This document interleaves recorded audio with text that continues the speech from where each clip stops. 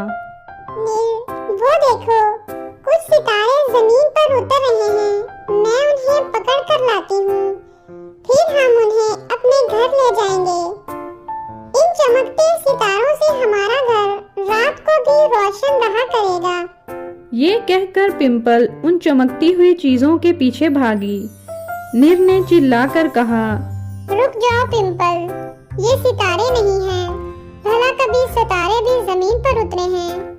ये तो कोई जुगनू है। मगर पिंपल ने उसकी बात ना सुनी और नीर पुकारती रह गई। ये चमकती हुई चीजें जिसके पीछे पिंपल भागी थी, वही जुगनू थे। जुगनू रोशनी भी खेलते जंगल की तरफ जा रहे थे। जंगल में पहुंचकर जुगनू तो झाड़ियों और दरख्तों की ओट में नजरों से ओझल हो गए और पिंपल अंधेरे में भटकती रह गई। अचानक ही तेज बारिश शुरू हो गई।